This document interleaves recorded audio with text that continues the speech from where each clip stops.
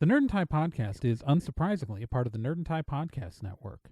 For more podcasts from actual play to true crime to witchcraft, go to nerdandtie.com or join our Discord at nerdandtie.com/discord. This episode of the Nerd and Tie podcast is brought to you by The Lone Tree Tapes. Point of Insanity Game Studio and the Eclectic Media Project present The Lone Tree Tapes, an 8-part audio drama inspired by Lovecraftian themes and done in analog horror-inspired style. In Episode 1, our narrator introduces us to a series of cassette tapes that belong to the recently deceased husband of a childhood friend. But these are no ordinary mixtapes. Between the music, a story unfolds of strange events that occurred in a small town in Northern California. The Lone Tree Tapes features a full soundtrack with original songs to help move the story along. Visit anchor.fm/eclectic-media-podcast to experience the mystery of what happened in the small town of Lone Tree, California.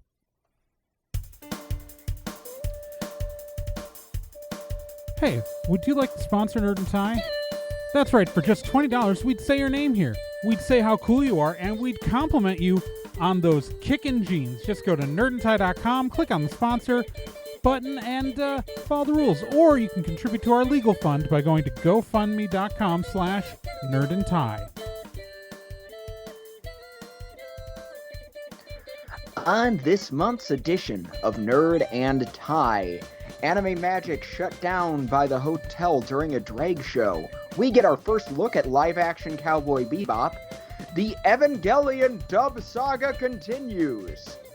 The Suicide Squad squatted. Marvel's What If has started.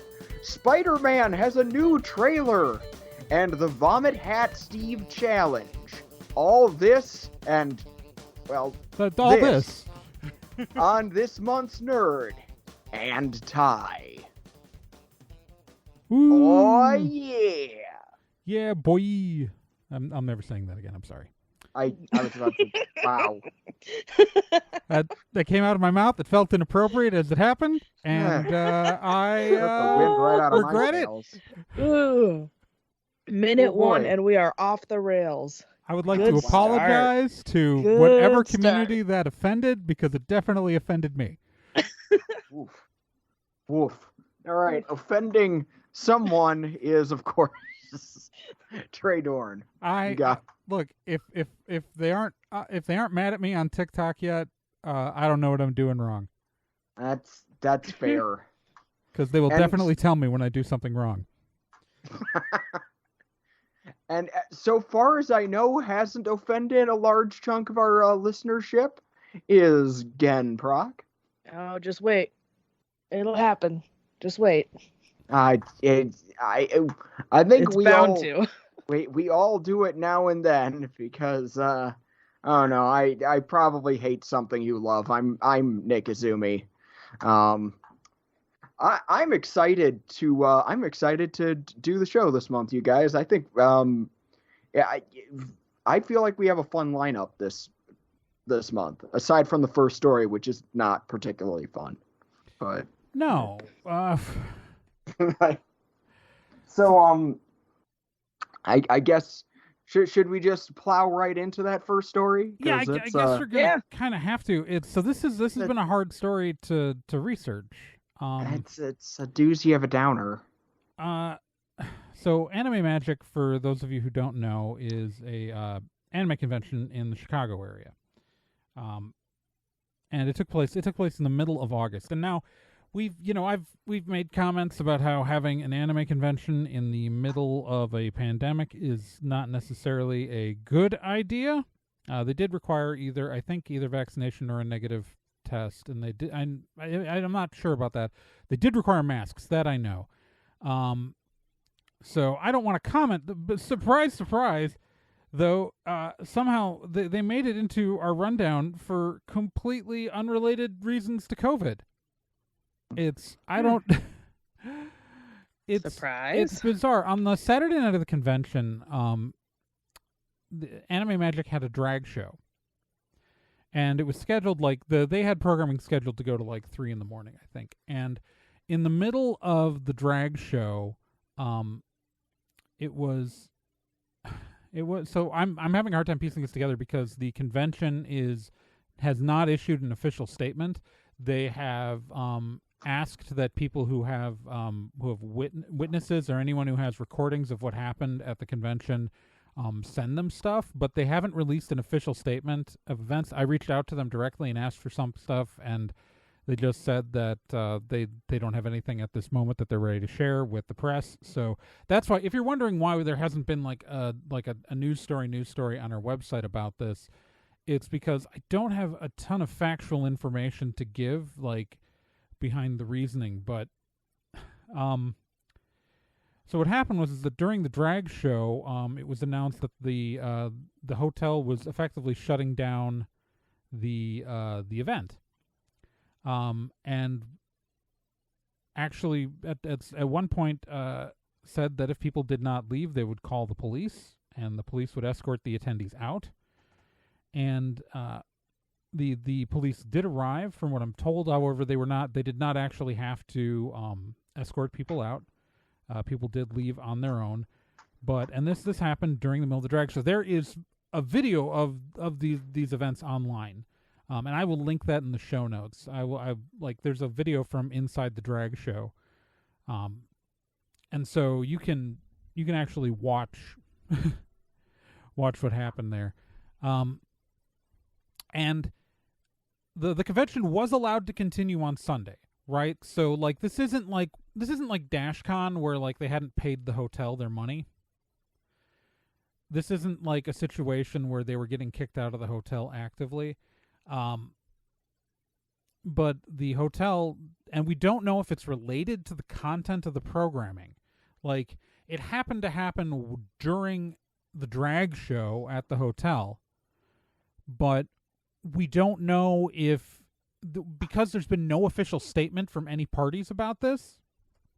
We know that it happened. We do not know why it happened.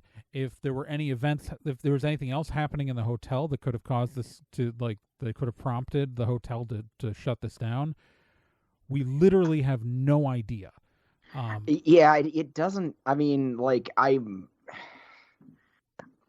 almost feel like that worked out better for Anime Magic, because, like, with there being a lot that we just don't know on the details, I think it's harder for people to get down on the organizers of the event, because I don't know. The hotel looked like the bad guys from the outside, that's for sure. Yeah, it's, well, and in this situation, like, it's really apparent that, like, it's really apparent something happened. But it's not really clear what. Like, it makes it really hard to judge the situation. Yeah. Because, like, if there was, like, bad stuff happening, then, judge it one way, or if the hotel was doing, you just don't know. I have a it's friend open-ended. who was at the event, but I haven't really wanted to prod them too much on it, and I might talk to them later. But was your friend an attendee? Yeah, my friend is an attendee, but they also have been staffing events for right. It's half a decade. So I don't know. It's just so hard to say, because, like, from the attendee point of view, I've talked to more than one attendee who was there, and they just were informed, like, an announcement came out that the drag show was getting shut down, like, at that moment, like, and there was no, like, the on the ground reports that I've heard from a couple of different people have been that it was just suddenly things were being closed. It makes me wonder, like, was it just the drag? Like, was there other programming going on at the same time? I think there was. The space. There was other programming going on at the event at the time, and also, but from what I'm told, everything got shut down. Okay. Which is strange, because, like, the Anime Magic's, from what I have been told, Anime Magic's, like, contract, like, wasn't, like, curfewed. You know what I mean? Yeah. right. That would be the only issue would be, like, if they're running too late, that the hotel wouldn't allow it, but it sounds like that's not a thing. The only thing I can think of was, I know, like, when I shouldn't spitball too much, but when I went to Anime Apocalypse, a now defunct con that was in Northern Illinois, like their rave had to pause in the middle of it to send anyone under 18 home because of like curfew laws in Illinois. Yeah. Or at least in Winnebago County. I don't remember like how it worked, but anyone under 18 had to be sent home because of like either state or local laws. And like I know that wasn't a thing that they had to enforce, but that's the closest thing I can even think of. So, ugh.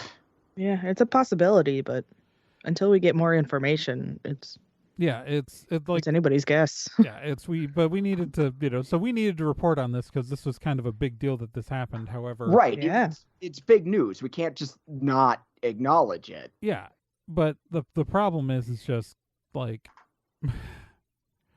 what do you the like? Deets are kind of few and far between. The details are hard to find, and when the convention's not putting out an official statement, so the convention not putting out a legal statement leads some people to suspect that the only reason why you wouldn't put out an official statement is if it might weaken your legal position. Yeah, that's a legitimate concern. I don't know. But I don't want to speculate either, because we don't have the information. Yeah. Mm-hmm. So hopefully more information to come. That's crossing fingers and toes. No kidding. All right. You know what makes me way happier though? That something that I was cautiously optimistic about that's turning into high-key optimistic about. What? Ba-da-ba-da-ba-da-ba-da-da. Yes, the Netflix live-action Cowboy Bebop has released its first cast pictures, and they are frickin' bangers. Well, it's not just cast pictures; it's also set pictures. Yeah. Oh wow!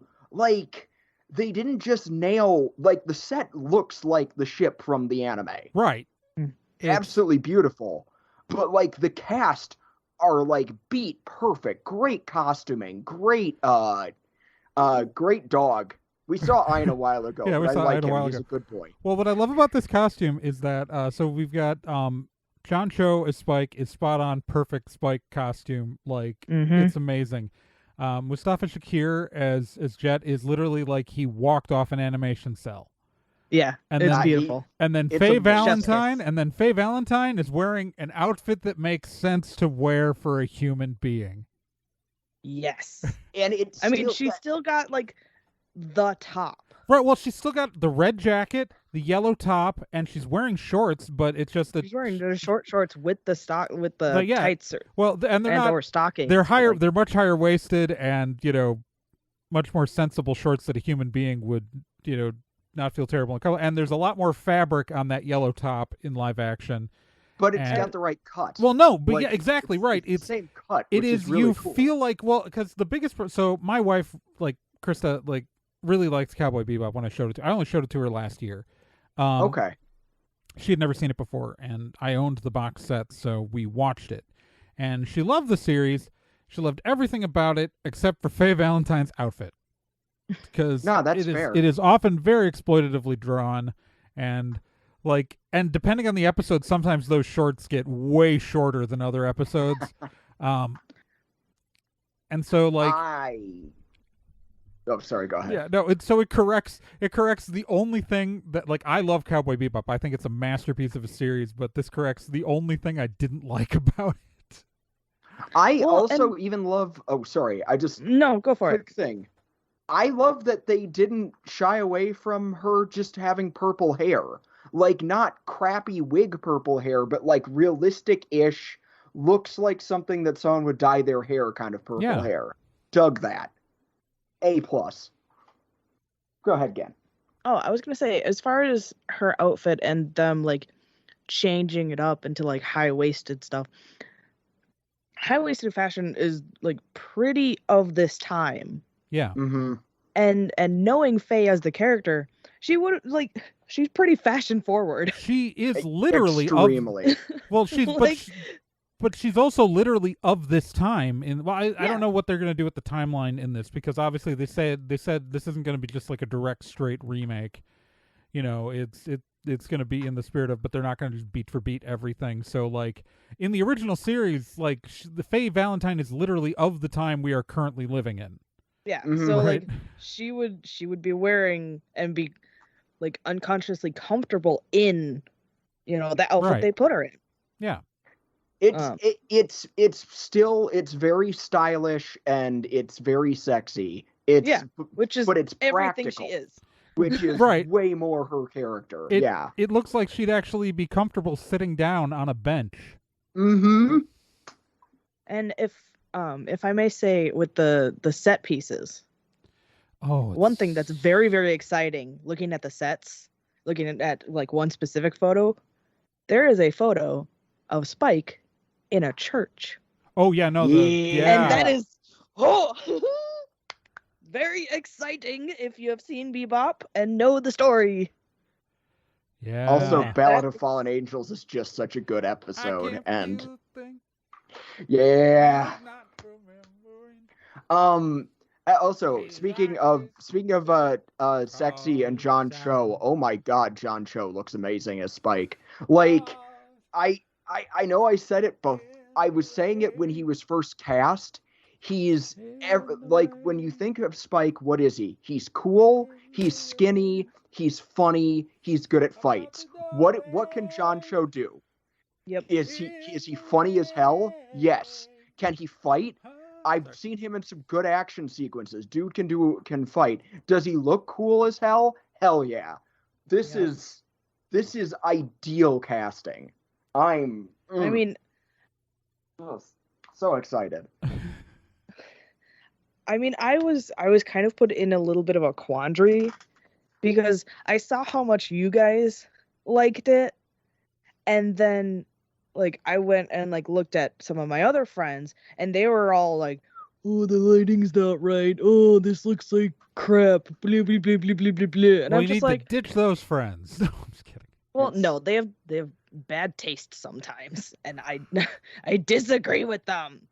Freaking let it go. It's not going to be it's not going to be the anime made 3D. Right. And it shouldn't it's be. just not.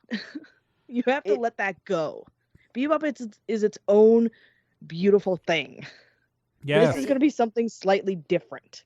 Get used to it. And I agree with that, because it shouldn't be because if you just do a 1-to-1 remake, there's no point in remaking it. But if you capture the tone, the feel, and you explore something interesting and cool with these characters, which so far I have every indication to believe that's what they're doing, this will be worthwhile. I mean, it's a good example, I think, can be with Ghostbusters, where like the latest trailers really look like they still have the same integrity of the original movie, whereas some of the ones that have been made in between didn't really keep that, and so can be very polarizing. I sort of see that. I guess, I don't know. I'm just so sick of the baseless meme that has become so popular of, oh, Netflix adaptation, it's automatically going to suck. And I'm just in this corner being like, hello, The Witcher? Yeah, The Witcher. Yours. Yeah. I really like The Witcher. And frankly, Queen's Gambit? There are people who have some problems with Queen's Gambit because they made the lead too attractive. Oh no. Well, no, I mean just fans of the book. Like, it's based on the description of the character in the. Sorry, there's a conversation happening around that. Like, I don't want to. Don't get me started on book movie discourse. I'll bring the Tolkien in and just. I don't want to endorse. They find the best actors that can do the portrayals well. I mean, guess what? Jet Black isn't actually black in the anime. Right, I know. Like, the thing is, I associate Jet so much with the performance by Bo Billingsley in the English dub. Exactly. Same. He's one of that pantheon of anime characters that I think a lot of people have coded as black men, even if they weren't drawn as such. Like, Jet, like, again, I think Mustafa Ali was just such a good casting choice. He's a good actor. And he's proportionally the right height compared to John Cho. Like, and I don't so like, long as he is the doting team mom that Jet is. That's really like the whole thing for me with the casting of the two guys is that they have to be the right relative height to each other, because it's the only, like, it's such a weird petty thing that, like, it bothers me when characters aren't. But, like, don't get me started on Hugh Jackman as Wolverine. Yep. I was just talking to Eric the other day about that. Like, don't get me wrong, he gave a good performance as the character, and I love Logan so much, but the fact is that he's way too tall. Wolverine is 5 feet tall. Like, he was the same height. He's the height of me. He's supposed to be Gen height. He's shorter than Edward Elric, canonically. I think he's technically maybe he's technically 5'1", but like it's still like he's like shorter than my wife. And actually kind of tying both of your observations together with both Tolkien and heights, I get where you're coming from, because I've watched Lord of the Rings with my wife, and it drives her nuts that the hobbits don't seem to be the same height compared to the other characters, depending on when the scene is being shot. And I have an explanation for that. Oh my god. There's a legit explanation for that. We may need to have this discussion. We can discuss it later. Yes, we shall. Oh my god. No, okay. This is very excited for this. So we know that they've also got Yoko Kanno coming back to do the music. Oh yeah, that was the most important. That was the most important part of this of all of it for me. Yeah. I can agree with that. Kanno's music is there. Apparently Shinichiro Watanabe has given his okay on a lot of the process. Good. Everything is looking right. Good. Very enthusiastic. Looking forward to November. Yeah. Oh man. We'll probably be talking about the show on here, I'm going to guess. Yeah, no, that's... No, we're all fans, but we're not going to talk about it. Yeah, no, we're going to talk about it. No. So while we're talking about things Netflix nailed, I want to go back to something that Netflix kind of bungled. Yeah. That I thought was over. I thought we were done with this. We're not. Friends, the dub of Evangelion Saga continues. Now, a quick rundown where we last left off for people who might not remember. Netflix rubbed a bunch of people, myself included, the wrong way when they announced that they were doing a brand new dub of the cult classic anime Neon Genesis Evangelion. The new dub was further polarizing, not just not bringing back the original actors who have been playing the roles like basically nonstop since the VHS release, but also doing a brand new script for the subtitles and, among other things, bizarrely translating Kaoru Nagisa's I love you as you are worthy of my grace, which I don't even... So it's been this whole thing. It gets weirder. At least I thought it would be done. Then it got weird again. So, Netflix didn't get the streaming rights to the fourth and presumably final Evangelion film. Amazon did. And Amazon decided to stream all 4 of the Rebuild of Evangelion films. And Amazon decided to redub all 4 of them. Not just the brand new one, but the other 3 that had been dubbed by Funimation Entertainment, and for the most part brought back the 90s cast from ADV Studios. So they redubbed them. Spike Spencer, Allison Keith, Tiffany Grant all reprised their roles, but bizarrely, Brenna Palencia was replaced with the original 90s actress, Amanda Wynn Lee, who played Rey. A bunch of other ADV actors were brought back to reprise their roles. It was a big crowd pleaser. It was pretty cool. I felt nostalgic and teared up a little. Very good. Okay, this has been weird, but I figured we were going to be done with it. Well, then G-Kids, a subsidiary of Shout Factory, made their announcement that they're putting Evangelion on Blu-ray. Are you guys ready for it to get stupid again? Yes. Here's the good news. The beloved ADV dub is getting released on Blu-ray. Yes, I'm very excited for this. And admittedly, I do need to give that, I do feel like I need to give that little disclaimer here. I'm friends with several members of that cast. I have a horse in this race. That said, the ADV dub is only going to be included on the $300 Ultimate Edition, which is already sold out.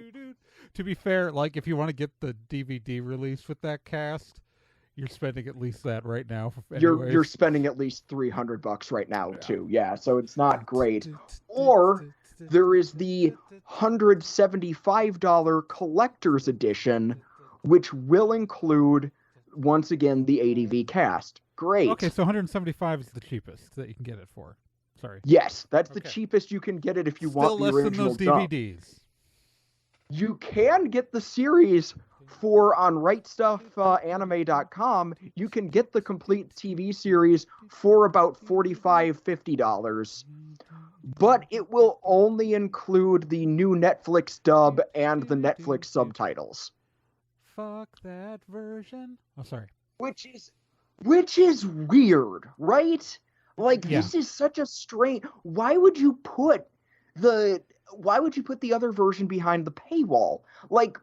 I'm wondering if someone. It seems like some power that be that owns the rights wants the ADV cast to be forgotten, because even in the marketing materials, they refer to the Netflix dub as the official dub, and the ADV dub as the classic dub. I'm 100% betting it's about the translation more than the cast. I believe it, but it's bad translation. Right, I don't know. I mean, didn't we talk about how the entire reason that translation change happened for the Netflix cast was because of people being hearing people laugh in reaction to the original Japanese creators, hearing people laugh in reaction to a certain moment in the Ava series caused them to want to redub things in a much more it's a very literal translation, but it also suffered. I did some more digging, and the person who wrote the translation is low-key creepy and high-key sketchy. Okay. My personal favorite is in episode 4. There's a throwaway line on the radio that's on in the hospital Shinji's in. Yeah. And what it says is a religious sect performed an act of terrorism. Specifically, what is said in Japanese is sekuto. So just a romanization of the word sect, religious sect. Yeah. The translator wrote for the subtitles and for the new dub script, leftist radicals. You are... They got leftist different. radicals from sekuto, religious sect. Yeah. Oh, no. Yeah, it's not great. Dude's explanation for trying to downplay Kaoru's Daisuke, which could be read as "I really like you," not necessarily I love you to Shinji was, well, isn't it more interesting if it's kind of ambiguous what he's saying? No, it's more interesting if he says he loves him. Yeah. It's a lot more interesting. I've said this on Twitter, but like Evangelion and Tokyo Babylon were my literal first exposure to queer characters in media. So this is what I think is going to happen. My existence is Kaoru's fault. That's all I'm saying. I think they rightly figured. Well, okay. So here's the thing: putting the release of 2 different dubs. I think they're probably required to put the Netflix dub on any release, right? That might be a requirement, and it does then cost more money to license the ADV dub for the special editions. And so what they're counting on is that the dedicated fans who want that ADV dub are going to go up to the higher priced versions of the discs. And so that's they're counting on that, and that the casual people who don't necessarily like have that nostalgia for that dub aren't going to, they're not going to spend more on that higher thing. So it guarantees sales of the collector edition. Well, they can put a less expensive version out that has a lower cost per unit production.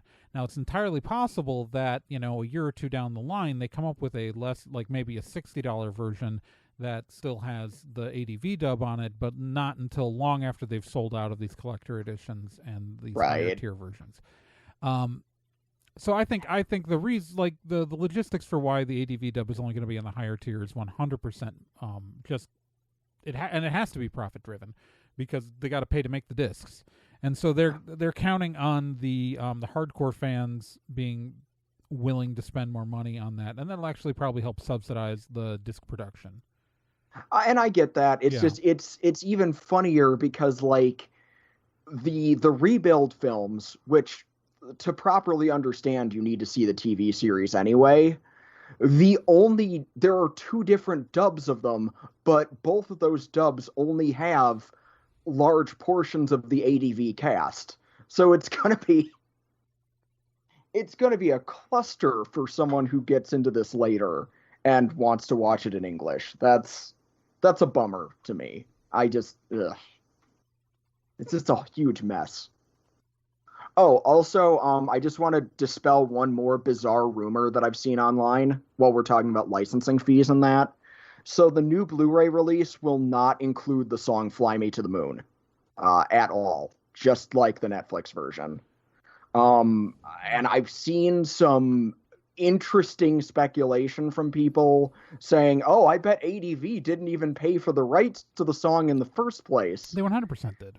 And I'm just in the corner like, no. Like, I can imagine someone believing that if you weren't watching anime in the 90s, or you weren't aware that ADV also released, several CDs that have 6 different Ava recordings of Fly Me to the Moon on it. Yeah, and like clearly, like it's fully like in the credits. It's in the English credits.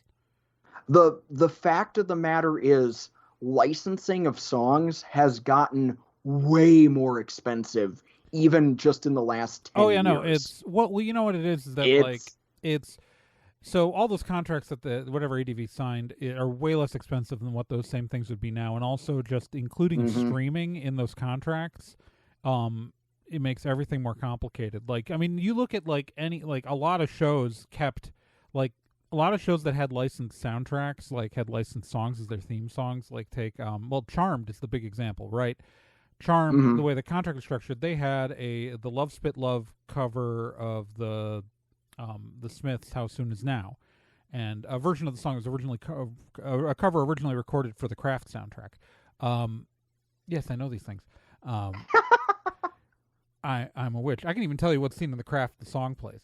But although it's more associated with that movie because they also use that in the trailer for the Craft, so that's why. But that's fair. It's really an unimportant moment in the movie when it shows up. But it became the Charmed theme when Charmed got its release on streaming, because the amount of money it would cost to license the theme song for streaming, they put in effectively like a random song that matched the beats of the edit of the opening title sequence close enough.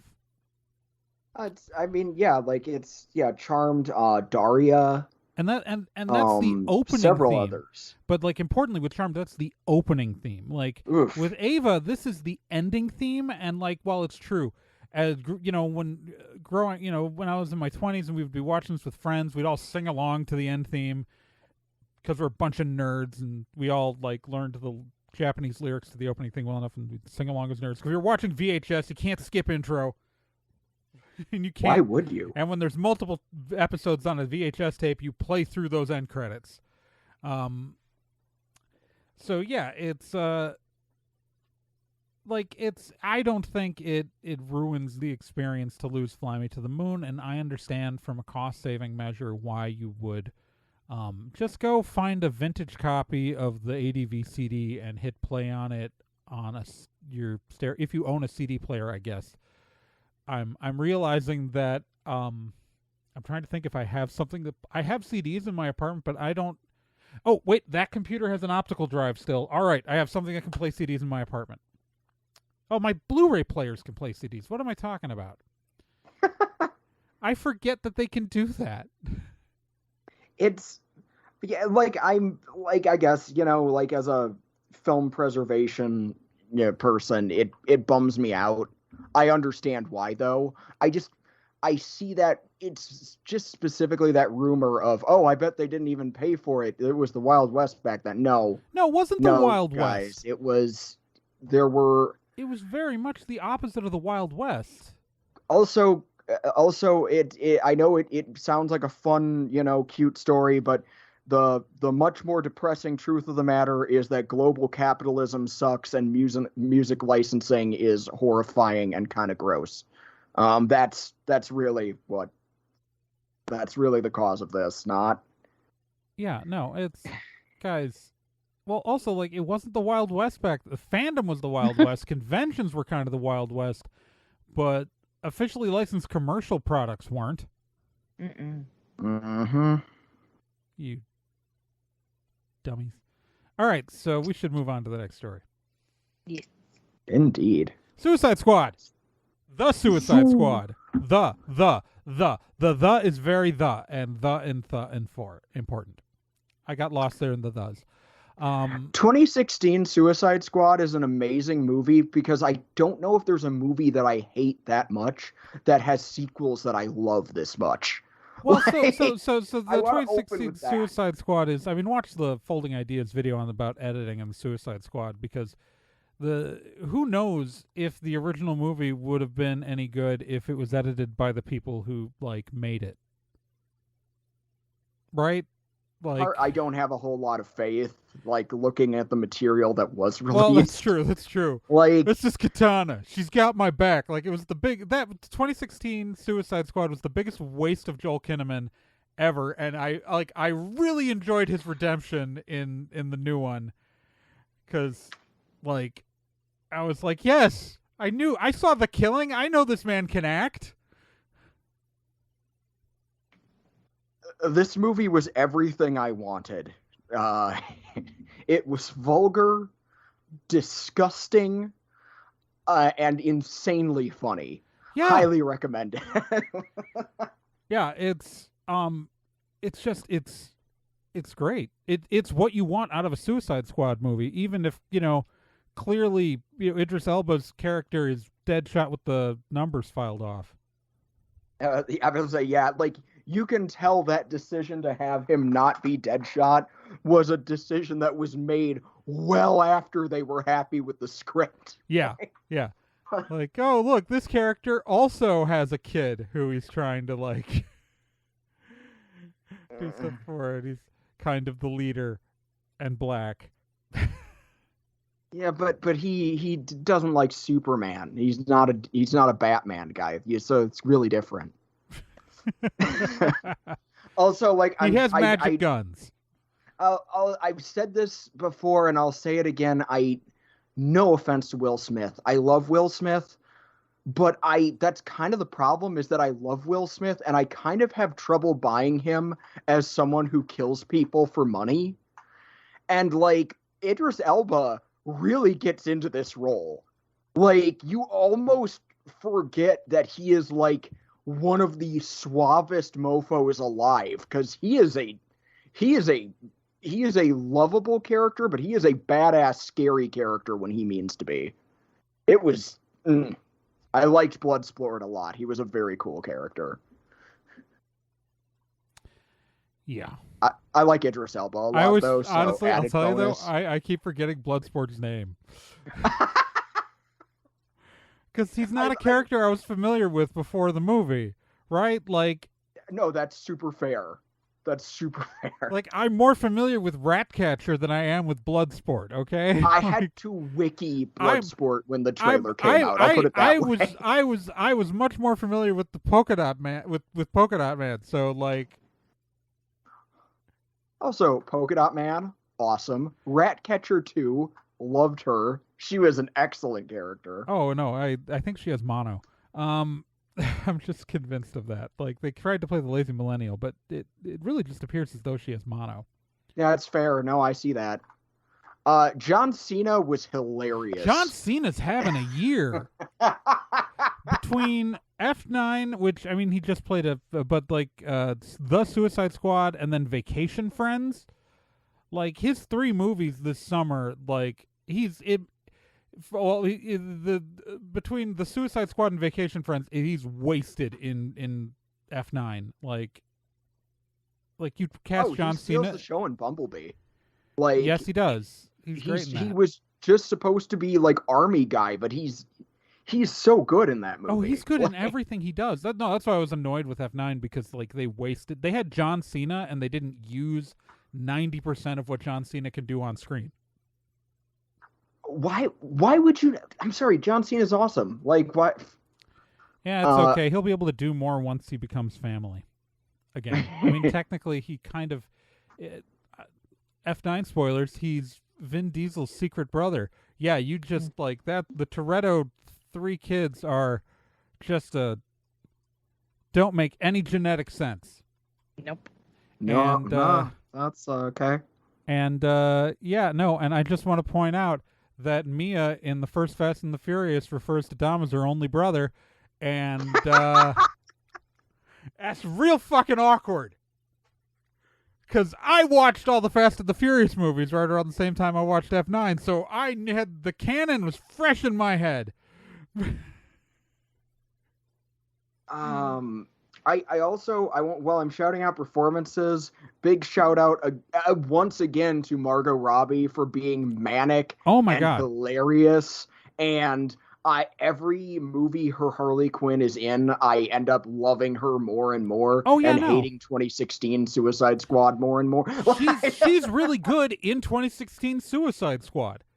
Like, I know she's wasted there though. Right? No, and that's why I think that, like, I like the way that, like, every single one of these movies, like, you feel like Margot Robbie's playing the same character, but it very much feels like when the same character appears in different comic books, like, in the same continuity, where, like, they're drawn slightly differently and their personalities maybe just a little different depending on the writer, but it still feels like the core of the character. And, like, I really feel like that's the Margot, because this doesn't feel quite like the same character we got in Birds of Prey, but it still feels like the core is still there.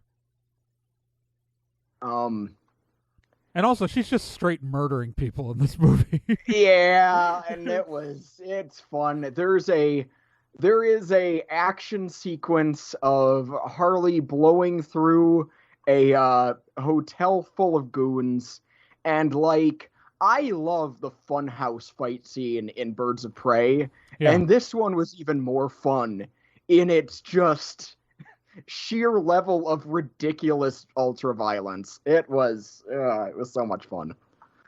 Also, okay, big one. I was not expecting a mainstream big-budget superhero movie to be so anti-U.S. imperialism. Oh, yeah. But it is very bluntly an anti-U.S. imperialism movie, and I'm here for it. I am frickin' here for it.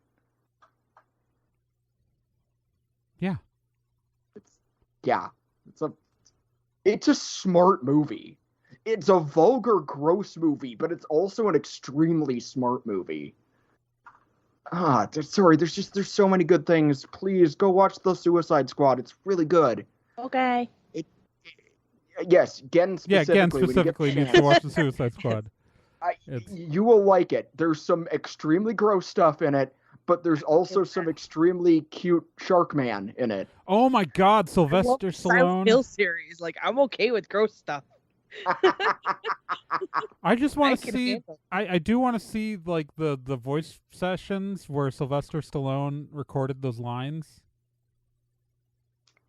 Oh God, yeah. Like especially the part running around the tank. Okay, but I haven't seen the movie at all, but I have heard one like amazing little story that came out of it. And that is that apparently there was a stray cat that kept coming to set.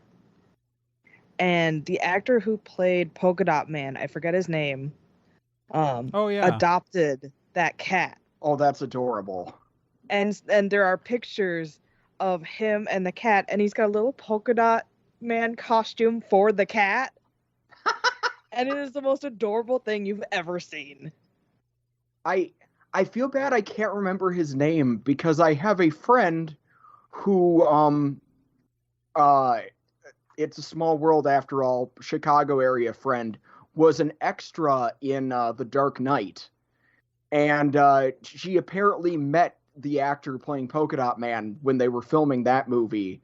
And like she thought he was really nice and really cool. So she was like ecstatic to see him again. He's also an Ant-Man. I mean, he's in Ant-Man movies. He's in a ridiculous number of superhero movies. Yeah. All right, so he's also Calendar Man in the Long Halloween animated film. All right, so that is moving Suicide on. Squad. Moving on to go see it. Weasel is the bust best. Through this. Oh, Weasel's great. I'm done. Weasel lives. Next up is so Marvel's What If has started airing, and we've gotten a few episodes of the series. And so far it is enjoyable. Like, so I've watched the 3 episodes that have aired at the time of recording this episode. Nick, I think you've watched just the first one? I've watched the Captain Carter one, yeah. All right, so I haven't watched the other 2 yet. So the 3 episodes we've gotten, there's Captain Carter, we've gotten a What If T'Challa. So the first one is what if Peggy Carter had gotten the super soldier serum instead of Steve. The second one is what if T'Challa was taken by the Ravagers instead of Peter Quill and became Star-Lord. And then the third one is pretty much what if that one really eventful week in Phase 1 of the MCU went really wrong? Okay. And I think that without any spoilers for the 3 episodes that we've gotten so far, because I think they're building towards something bigger than just these individual slices of the multiverse, is that all of these episodes needed about 10 minutes more. I can kind of see where you're coming at. I've only watched the first one. Yeah. And I honestly thought it made really good economical use of storytelling. Well, I think I was blown away by how many times have you much they covered. Here's my question. How many times have you watched Captain America: The First Avenger? A lot. You a lot. Right. It's one of my favorite movies. And don't get me wrong, I really like that episode of What If. I like that first episode. But there are many things they did just blow by because, like, there's stuff they skipped which was good. Like, the USO show thing was great that they skipped that, and they made a comment about that. Like, that makes sense. But there's a lot of moments where I just felt like they kind of just relied on you being familiar with the story. You know what I mean? No, that's fair. But honestly, this is going to be my steaming hot take that I know I'm going to get in trouble for. I think Captain Carter episode did the 40s setting better than First Avenger did. And First disagree. Avenger is in my top 5 favorite Marvel movies. Like, I love that movie. But I think it handled the 40s setting. I liked the costuming on the incidental characters more. I liked that the Hydra agents just looked like Nazis with goofy armbands. Or goofier armbands, that is to say. Yeah. I liked the heavy use of jazz music. Yeah. It was... I liked Captain Carter a lot, and I want more. Right. I thought it was really good. I'm not complaining. Like, I'm nitpicking, but like I still give it a B+. Like, that's like I'm not giving them a gold star, but I'm like, good job. Like, I would do again. Like, you know what I mean? Well, I get what you're saying, but I'll say this about it so far. It reminds me of actually reading those Marvel What If comics. Yeah. Where you'd only get, like 32 pages to explore this idea, and you kind of wish there was more, but it gives you just enough that it's like, that's cool. Hope they bring that back somehow. So that's what I'm saying. Like, I only feel like it needed 10 more minutes. Like, I'm not saying I thought it needed a lot more. Like, there's sometimes where I just, like, wanted a longer establishing shot. You know what I mean? That's fair. And like I feel like sometimes I just, like, my biggest complaint actually with a lot of the Marvel movies, even just as a whole, is that sometimes, that's why I've really enjoyed the Marvel TV series, is because sometimes I just want a moment to breathe with the characters, instead of just getting to the next plot point. Yep. And that's why, like, I felt like just a little bit more time would have, like, let us exhale. Like, that said, like, I thought the performances were great. I thought that the guy who they had doing Steve was great in that episode, because they brought back most of the people who were original cast, except for Chris Evans was not there, and no Hugo Weaving. I will say I love Bucky. I really love Sebastian Stanley Stan. Tucci for, like, a line. That's because Stanley Tucci is amazing, and there's a reason he's one of my favorite actors. I love Stanley Tucci. He's great. He played Merlin in Transformers: The Last Night. He did, and he was also in an earlier Transformers you should know movie. That. And but he played Julia Child's husband in Julie and Julia. Yeah, but that's like, I heard he once fought a bear. But so to talk about the other two episodes, the T'Challa one, I liked it. I didn't, honestly, I felt like it wasn't quite as strong, and I think it just kind of, like, I don't want to spoil the episode for what happens. It just, like, it was a neat idea. It just didn't feel as strong as the other two.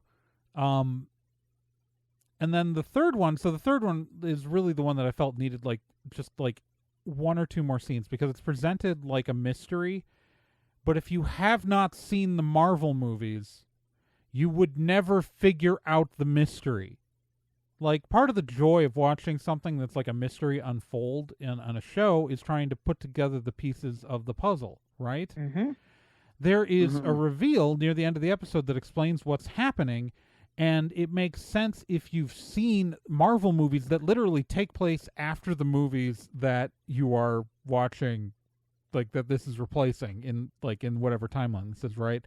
So that's kind of weird, but, like, they just needed to establish one thing early on in, like, even a prologue or something to the episode that would have made the episode, like, great. Instead, it was just sort of like, oh, that's a surprise. And because I've seen these movies, I understand what's happening now and why that was able to happen, because I understand how that superpower works. But, so, like, I feel like it just needed, like, one more scene.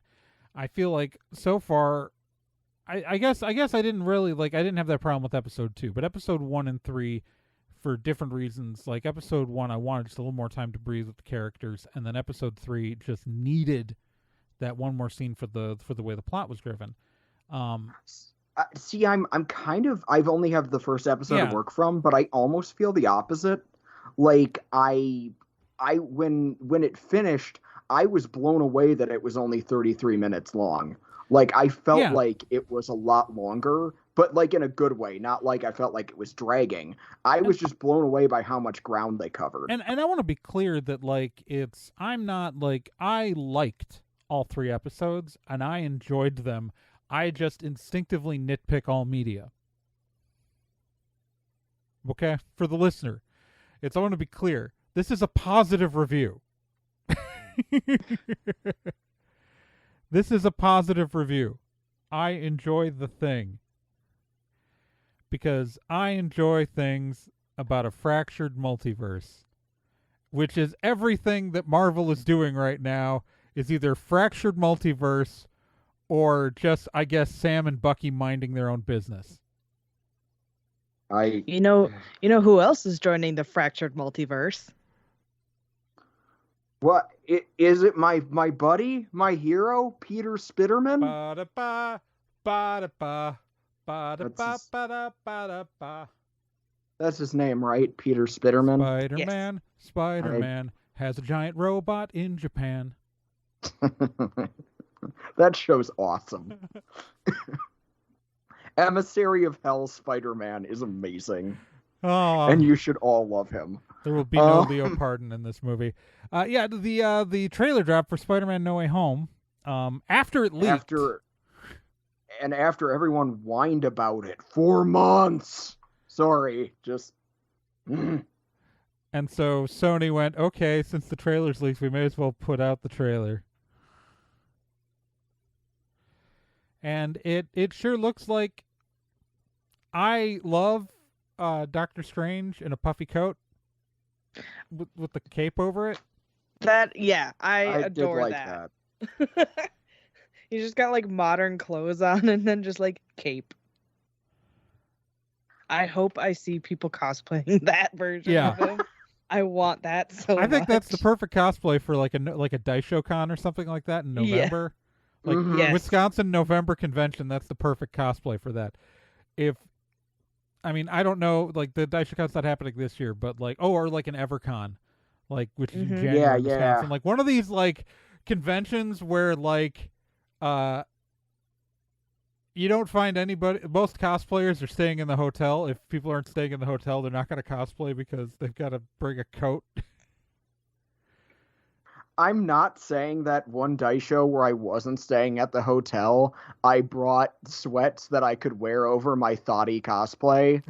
But I absolutely did that the last year there was a Daisho because, damn it, my legs look amazing. Look, y'all, Wisconsin in November's cold.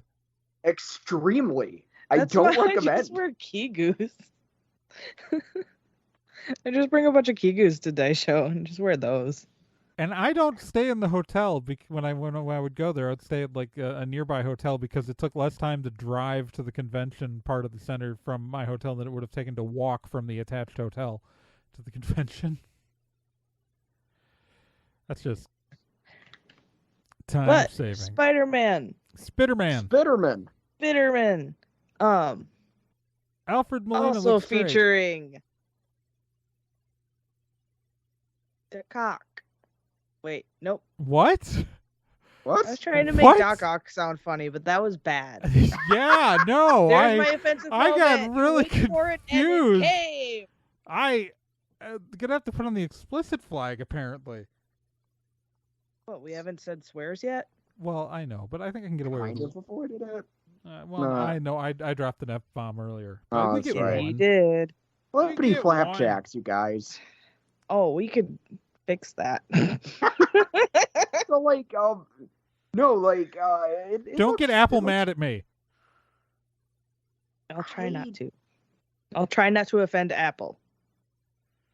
They are responsible for delivering the listeners to us at a large number. But yeah, no. Sorry. It looks fun. I don't know.